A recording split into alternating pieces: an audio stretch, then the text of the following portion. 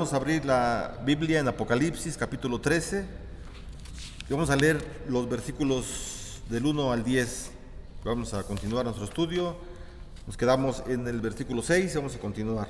Apocalipsis 13 del 1 al 10 dice la palabra del Señor: Me paré sobre la arena del mar y vi subir del mar una bestia que tenía 7 cabezas y 10 cuernos, y en sus cuernos 10 diademas, y sobre sus cabezas un nombre blasfemo. Y la bestia que vi era semejante a un leopardo, y sus pies como de oso, y su boca como boca de león, y el dragón le dio su poder y su trono y grande autoridad. Vi una de sus cabezas como herida de muerte, pero su herida mortal fue sanada, y se maravilló toda la tierra en pos de la bestia. Y adoraron al dragón que había dado autoridad a la bestia, y adoraron a la bestia, diciendo: ¿Quién como la bestia? ¿Y quién podrá luchar contra ella? También se le dio boca que hablaba grandes cosas y blasfemias, y se le dio autoridad para actuar 42 meses. Y abrió su boca en blasfemias contra Dios, para blasfemar de su nombre, de su tabernáculo y de los que moran en el cielo. Y se le permitió hacer guerra contra los santos y vencerlos. También se le dio autoridad sobre toda tribu, pueblo, lengua y nación. Y la adoraron todos los moradores de la tierra, cuyos nombres no estaban escritos en el libro de la vida del Cordero que fue inmolado desde el principio del mundo. Si alguno tiene oído, oiga. Si alguno lleva en cautividad, va en cautividad. Si alguno mata a espada debe ser muerto. Aquí está la paciencia y la fe de los santos. Señor, oramos, Padre, para que tú te agrades, Señor, con nuestro estudio, que tú nos ayudes, sobre todo, Señor, para que podamos entender lo que has dejado plasmado a través de los años y que en nuestra vida espiritual nos sirve de mucho. En el nombre de Jesús te pedimos por tu palabra, te pedimos por el estudio. Amén. Bueno, estamos en el versículo 7, ya hablamos hace 8 días de la forma en cómo la bestia intenta blasfemar el nombre de Dios, cómo intenta blasfemar la morada de Dios y cómo intenta también blasfemar al pueblo de Dios, cómo intenta maldecirlo, intenta destruir, ¿verdad?, a la iglesia, esta institución creada por el Señor. A la iglesia no la creó absolutamente nada, ninguna cultura, ningún ser humano, sino es una institución, algo creado por el Señor mismo. Así como la familia y el gobierno son 3 instituciones que son de Dios, las únicas instituciones que Dios ha creado. De ahí se han derivado muchas, pero estas 3 son importantes. La iglesia, la familia y el gobierno son una institución, son instituciones creadas por el Señor.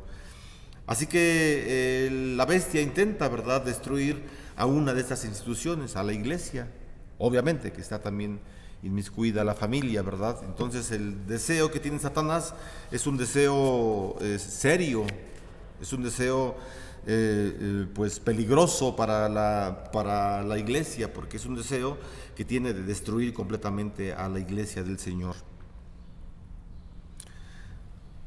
Bueno, estamos viendo, vamos a empezar con el versículo 7, ya veíamos en la clase pasada, en el estudio pasado, la blasfemia y vimos únicamente el versículo 6. Hoy vamos a ver del 7 en adelante, a ver hasta dónde llegamos, podamos terminar hasta el 10, por lo menos. Dice el versículo 7, y se le permitió hacer guerra contra los santos y vencerlos.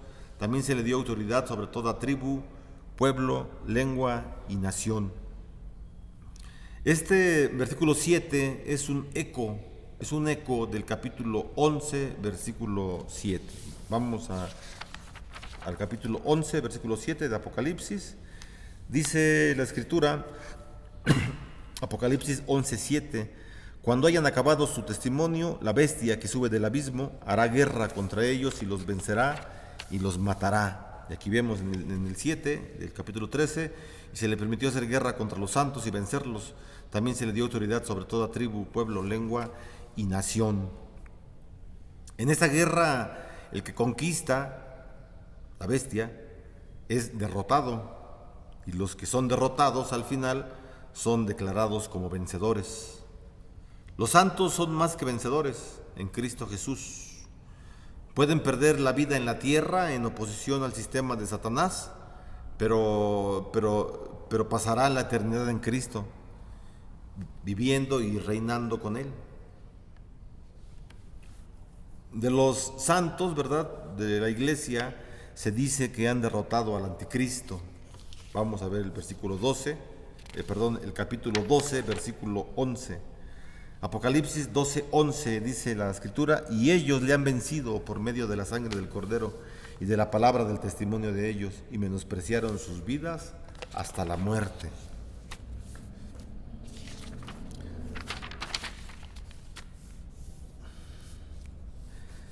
Es Satanás, ¿verdad?, quien da la autoridad y el poder a la bestia. Eso nos lo dice la Escritura. Esto es verdad. Pero también lo que es verdad es que Dios tiene el control. Así que el pueblo de Dios se da cuenta que a pesar del poder de la bestia, la liberación viene solamente del Señor. El poder de Satanás es incapaz de separar el amor de Dios por su pueblo. Satanás tiene mucho poder, sí lo tiene, pero aún este poder, aunque sea demasiado poder para nosotros, para Dios es muy poco poder, claro, pero quizá para el ser humano sea mucho poder el que tiene Satanás. Bueno, este poder es incapaz, hermanos, es incapaz de separar el amor de Dios por su pueblo. Pablo ya lo había escrito, ¿verdad?, en la carta a los romanos. Vamos a buscar la carta a los romanos para que tengamos más luz. Obviamente que conocemos la Escritura, ¿verdad? Y sabemos que la Escritura, un libro a otro, se compaginan, ¿verdad? Y se interpretan unos a otros. Dice Romanos capítulo 8, versículo 38 al 39. Desde el 37 dice: antes en todas estas cosas somos más que vencedores por medio de aquel que nos amó. Versículo 38. Por lo cual estoy seguro de que ni la muerte, ni la vida, ni ángeles, ni principados, ni potestades, ni lo presente, ni lo porvenir, ni lo alto, ni lo profundo, ni ninguna otra cosa creada nos podrá separar del amor de Dios que es en Cristo Jesús, Señor nuestro. Absolutamente nada, hermano, ni el poder tremendo de Satanás en contra de la iglesia nos podrá separar del amor de Dios en Cristo Jesús. Asimismo, entonces, Jesús, ¿verdad?, también dijo a sus seguidores que nadie puede arrebatarlos de la mano del Padre. Esas son las palabras de Jesús en Juan capítulo 10, versículo 28. Nadie puede arrebatar a los hijos que le dio el Padre a Jesús. Nadie los puede arrebatar de la mano del Padre. Entonces, una vez más, ¿verdad?, vemos a la bestia como el anticristo que trata de usurpar el lugar del Señor Jesucristo. El Hijo del Hombre, Cristo, el Mesías, recibió autoridad y todos lo adoraron. Vamos rápidamente ahí a Daniel 7:14.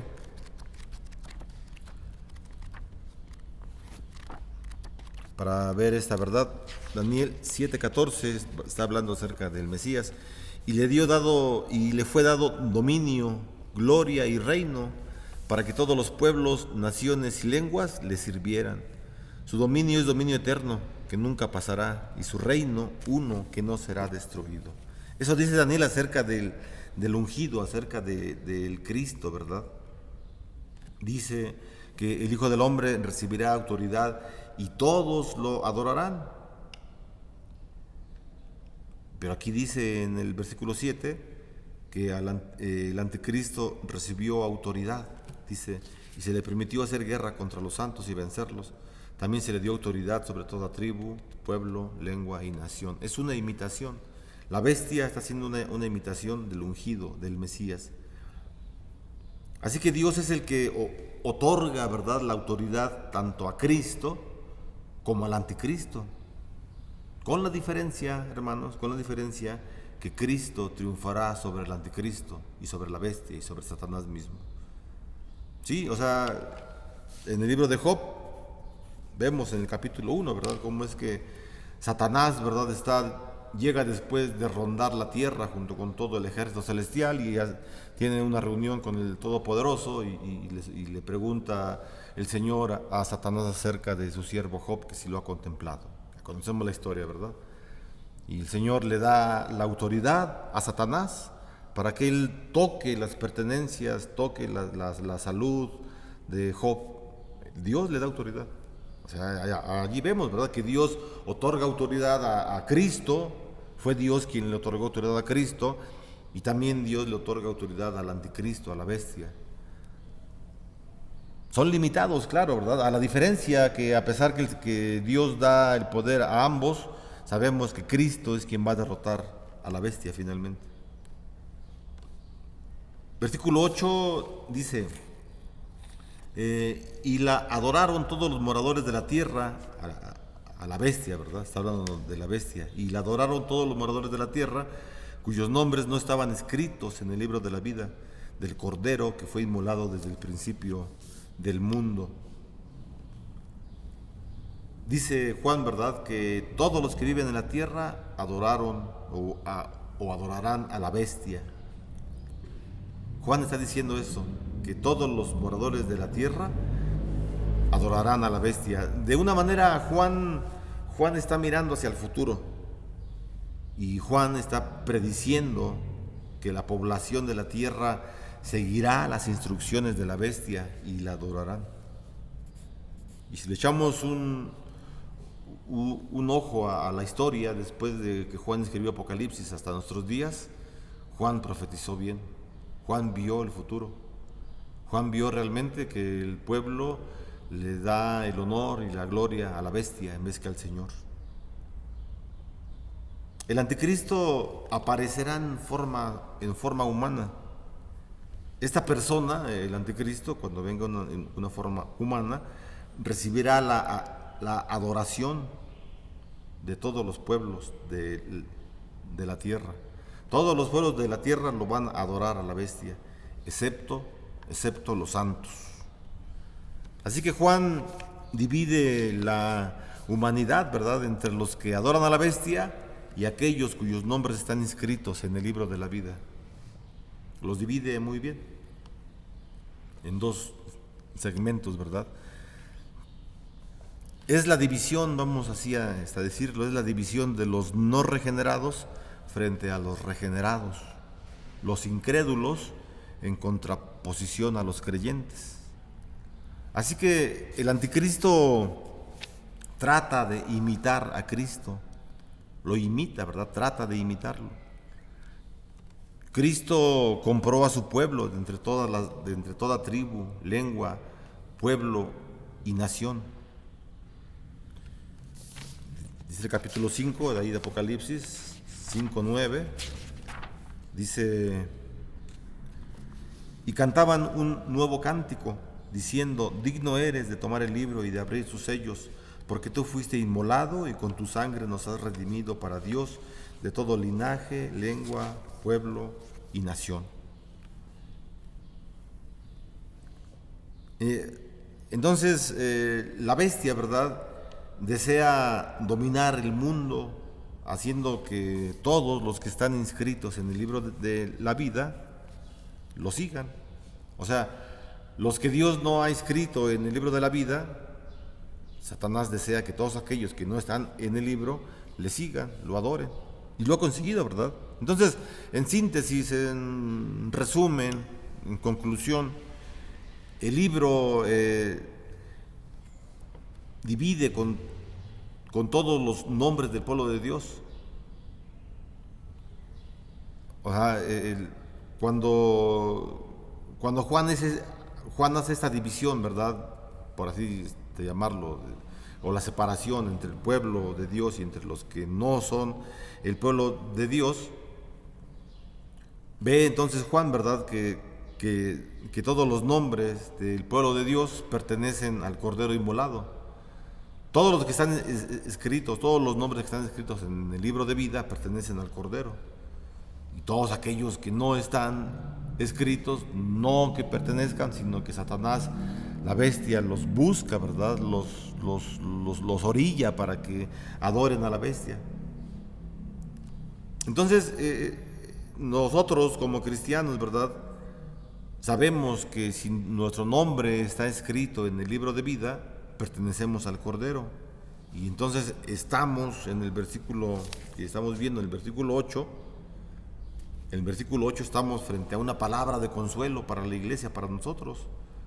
Es una palabra de consuelo para los santos que vivimos en la tierra, que para los cristianos que se enfrentan con los ataques del maligno. A pesar que tengan los ataques de lo que sea del maligno, cualquier ataque que tenga del maligno, recuerde, hermano, que su nombre está inscrito en el libro de vida y el Cordero los ha comprado para que vivan eternamente. Eso es importante, ¿verdad? Ya leímos el capítulo 5, versículo 9, que el Señor nos ha comprado. Y entonces esto a la iglesia pues nos hace pensar, ¿verdad? Y razonar acerca de una salvación eterna que tenemos con Dios, solamente con Él. Versículo 8 dice: y la adoraron todos los moradores de la tierra, ese ya lo leímos, cuyos nombres están escritos en el libro de la vida del Cordero que fue inmolado desde el principio del mundo. Versículo 9: si alguno tiene oído, oiga, ¿verdad? Ahí hay una frase muy repetitiva en los capítulos 2 y 3. Se repite constantemente, ¿verdad? Esta frase que ya leímos ahorita. O es una frase o es un dicho, ¿verdad? Era un dicho, mejor. Sí, era un dicho. Si alguno tiene oído, oiga. Y bueno, este dicho es muy común y nos recuerda a las cartas que Jesús envió a las 7 iglesias. Al final de cada una de las cartas dice esto: el Espíritu dice tal cosa, el que tiene oído para oír, oiga lo que el Espíritu dice a las iglesias. Y también son enseñanzas o son palabras de Jesús, ¿verdad? El Señor Jesús también al final de cada uno no de todos, pero sí de muchos de sus discursos o de los preceptos que Él decía, que hablaba, o de las sugerencias que Él daba, los mandamientos que Él ofrecía para el pueblo, Él siempre decía, ¿verdad? Esto: el que tenga oído para oír, que oiga. Así que esas palabras se refieren, ¿verdad? Este dicho que estamos viendo en el versículo 9 se refieren a lo que se ha dicho en los versículos precedentes. O sea, cuando dice Juan, el que tenga oído para oír, que oiga, está refiriendo a lo que ya dijo antes, pero también se refiere sirve de puente para lo que va a decir a continuación. El mensaje se dirige al creyente, al creyente individual, ¿verdad? A cada uno de los creyentes. Y bueno, se dirige a ellos por la sugerencia que deben ponerse del lado de Jesús. Esa es la sugerencia que da Juan, ¿verdad? Dice Juan: el que tenga oído para oír, que escuche. Así que en medio del engaño, hermano, en medio de la falsedad, en medio de la persecución y de la muerte, el cristiano es el blanco del anticristo y de sus subordinados. Eso recuérdelo. Si usted es cristiano y usted adora al Señor y hace lo posible por agradarle en todas las obras, ¿verdad? Sabemos que la salvación no es por obras, pero el Señor sí nos pide obras buenas, ya que tenemos la salvación. Si a pesar de todo ello es perseguido por gente, donde sea, en el lugar que sea, usted no se preocupe, ¿verdad? Porque sabemos que el cristiano, a pesar de que es el blanco del anticristo y de sus subordinados, el Señor tiene el control, hermano. El cristiano entonces experimenta las pruebas más duras, pero el elegido, el cristiano, sabe que sus días que Dios está de su lado. Él sabe que Dios está de su lado y que Dios lo vengará contra sus adversarios. Eso también es muy importante que lo sepamos. Claro que lo sabemos, ¿verdad? Pero sí es bueno también, pues, recordarlo para nosotros. Versículo 10 dice: si alguno lleva en cautividad, va en cautividad. Si alguno mata a espada debe ser muerto. Aquí está la paciencia y la fe de los santos, dice la palabra del Señor. Y bueno, este es un texto, ¿verdad?, que también viene de la fuente de Jeremías. Vamos a leerlo otra vez, el versículo 10, y después vamos a ir a Jeremías, capítulo 15. Dice el versículo 10 de Apocalipsis, el capítulo 13: si alguno lleva en cautividad, va en cautividad. Si alguno mata a espada debe ser muerto. Aquí está la paciencia y la fe de los santos. Apocalipsis está hablando, es un texto dirigido a la iglesia, a los santos. En Jeremías, es lo contrario, es un texto que no va dirigido a los santos, sino a los que están haciendo mal en contra del Señor. Vamos a buscar Jeremías, capítulo 15. Jeremías, capítulo número 15. y vamos a buscar Jeremías 15, versículo 2. Dice: y si te preguntaren, ¿a dónde saldremos? Les dirás: así ha dicho Jehová, el que a muerte, el que a espada, el que a hambre, y el que a cautiverio. Ahí mismo en Jeremías. Ahora vamos al capítulo 43, versículo 11. Jeremías 43, 11. Dice la Escritura: y vendrá y asolará la tierra de Egipto, los que a muerte, y los que a cautiverio, y los que a espada. Regresamos a Apocalipsis, versículo 10. Si alguno lleva en cautividad, va en cautividad. Si alguno mata a espada debe ser muerto. Aquí está la paciencia y la fe de los santos. ¿Qué dicen estos versículos? Vuelvo a repetir. Jeremías está hablando a los inconversos. Jeremías, en el Antiguo Testamento. Apocalipsis está tomando solamente esas palabras del profeta Jeremías, pero las trae en referencia hacia los santos, hacia la iglesia del Señor. El profeta Jeremías escribió el texto, ¿verdad?, que ya leímos, para las personas malas de Jerusalén y de Judá, que ya no contaban con la ayuda divina, ya no contaban con la ayuda del Señor. Por el contrario, Juan se dirige a los cristianos que sufren, que están viviendo el azote de la cárcel y la pérdida de la vida. Escribe para alentar a los santos en el sufrimiento por el Señor. Para eso los escribe. Recordemos, hermanos, que en el tiempo que fue escrito Apocalipsis, o para quien fue escrito el Apocalipsis en el principio, pues era una iglesia que estaba siendo perseguida por Roma.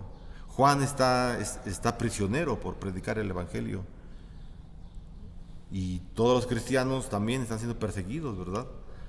Tiempo más adelante van a llegar a Roma y van a seguir siendo perseguidos. Nerón va a incendiar toda Roma y va a culpar a los cristianos, los van a expulsar, etcétera, etcétera. Persecución. Entonces Juan escribe para alentar a los santos, a la iglesia, en el sufrimiento por el Señor. Vamos a ver el Evangelio de Mateo. Mateo capítulo 26, vamos a estar rápido. Mateo capítulo 26, y vamos a buscar el versículo 52. Mateo 26, 52. Dice: entonces Jesús le dijo: vuelve tu espada a su lugar, porque todos los que tomen espada, a espada perecerán. Otra vez regresamos a Apocalipsis, y el texto de Mateo, ¿verdad?, nos sirve para pensar. El de Mateo y el Apocalipsis nos sirve para pensar, ¿verdad?, que no podemos entrar en resistencia activa tratando de defendernos contra los ataques del enemigo. No podemos. O sea, no está diciendo Juan tampoco, sí, no hagan absolutamente nada, ¿no? Pero no podemos oponernos al ataque del enemigo. En este versículo, en el versículo 10, los sujetos, o el sujeto de la oración, no de la oración a Dios, sino de la oración gramatical, el sujeto o los sujetos son los cristianos que sufren pérdidas de libertad y vida. Esos versículos entonces expresan dificultades en la vida del cristiano cuando Satanás desencadena su furia contra ellos. ¿Qué pudo hacer Job para defenderse de la furia de Satanás? Nada. O sea, él como ser humano, ¿cómo se defendió? No hubo una resistencia por parte de Job. Entonces el Señor se dirige a los santos, se dirige a la iglesia y los exhorta a que soporten las dificultades. Qué difícil, pero eso es lo que está diciendo el versículo. Si alguno lleva en cautividad, va en cautividad. Si alguno mata a espada debe ser muerto. Aquí está la paciencia y la fe de los santos, la perseverancia de los santos. Entonces eso es lo que el Señor está haciendo, ¿verdad? Está dirigiendo a la iglesia, los está invitando, los está exhortando, los está animando a que soporten las dificultades y practiquen su confianza en Él. Dios es soberano, hermano. Dios es soberano y si tenemos una dificultad y estamos temblorosos ante la dificultad, si no podemos dormir, no comemos, nos da diabetes y nos vamos al hospital, no estamos confiando en la soberanía de Dios. No confiamos en la soberanía de Dios.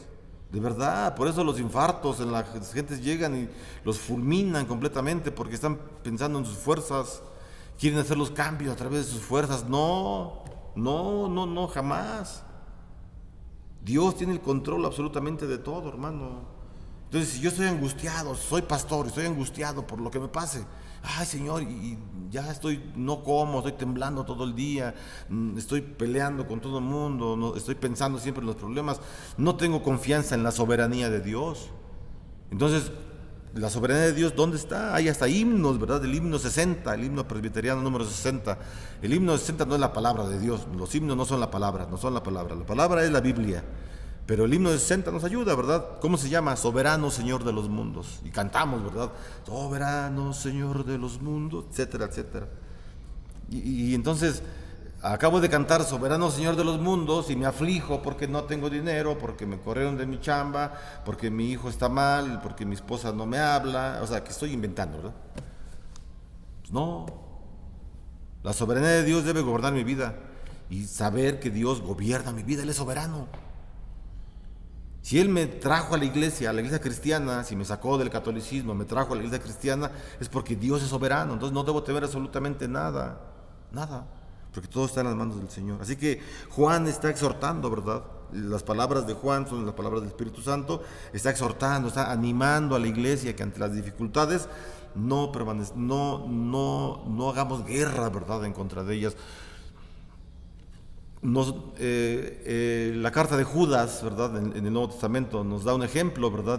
Dice que cuando el arcángel Miguel peleaba contra Satanás por el cuerpo de Moisés, el mismo Miguel no se atrevió a proferir maldición contra Satanás. No le dijo absolutamente nada. No lo maldijo. Y imaginemos esa lucha, ¿verdad?, de un ángel. Ya hablábamos de los ángeles en otra ocasión. De una pelea espiritual de un ángel poderoso como Miguel contra Satanás, pues ha de haber sido tremendo, ¿no? Y dice esta palabra, ¿no?, que el Señor es el único que tiene el control absoluto. Y Miguel no se atrevió a maldecir a Satanás, sino lo único que le dijo, nos lo dice Judas, que Miguel le dijo a Satanás que el Señor te maldiga. Yo no te puedo maldecir, que el Señor te maldiga. Así que no se ponga a platicar con los demonios. No digo que lo haga, ¿verdad?, pero no se ponga a platicar con Satanás, que se ponga ya a discutir con él ni con los... No, eso no nos corresponde como cristianos. La Biblia no nos invita, no nos dice que hagamos una guerra espiritual contra Satanás así, que insultemos a Satanás, que hablemos con él. No nos dice eso. Tenemos que hablar con el Señor y con lo que Él nos dice, con el Espíritu Santo, ¿verdad? Anhelar tener su Espíritu Santo. Así que el Señor se dirige a la iglesia, a los santos, los anima a que soporten las dificultades y que practiquen la confianza en Él. El Señor, hermanos, el Señor nos defiende. Dice el versículo 10: aquí está la paciencia y la fe de los santos. Aquí está la paciencia y la fe de los santos. Es difícil para hombres que tenemos un carácter extrovertido y no sé, es difícil, es muy difícil. Quizá puedo pensar, yo no soy así, pero quizá para las personas introvertidas, muy pasivas, tranquilas, quizá sea más fácil. Para mí me cuesta mucho. O sea, llegar a decir, no digas nada. O sea, si te están ofendiendo, cállate, no digas nada. No te defiendas, déjalo en la mano del Señor. Él es todopoderoso. Paciencia y fe. Así que los santos, aquí vamos a terminar, los santos son llamados a someterse al Señor y a depender de Él. Los santos, la iglesia, somos llamados a someternos a Dios y a depender de Él. Y por el libro de Apocalipsis corre esta idea. No perdamos la idea en mente. ¿Cuál es la idea? Paciencia y fe. El cristiano debe tener paciencia y fe. Los cristianos son llamados a someterse al Señor y a depender de Él. Capítulo 1, vamos a ver rápidamente unos textos, todos en Apocalipsis. Capítulo 1, versículo 9. Yo, Juan, vuestro hermano y copartícipe vuestro en la tribulación, en el reino y en la paciencia de Jesucristo, estaba en la isla llamada Patmos por causa de la palabra de Dios. Otra vez. Yo, Juan, copartícipe vuestro en la tribulación. ¿Qué es lo que Juan requería? Paciencia y fe. Capítulo 2, versículo 2.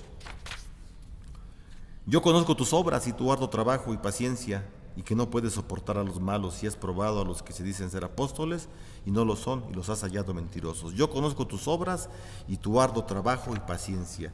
Paciencia y fe. Paciencia y fe es lo que dice el versículo.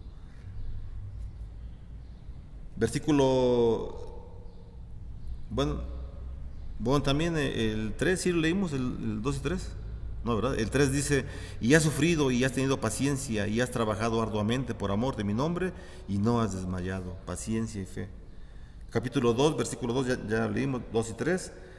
Versículo 19, de ahí del capítulo 2.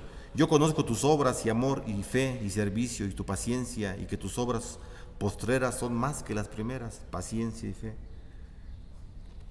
Capítulo 3, versículo 10. Por cuanto has guardado la palabra de mi paciencia, yo también te guardaré de la hora de la prueba que ha de venir sobre el mundo entero para probar a los que moran sobre la tierra. Y finalmente, capítulo 14, versículo 12.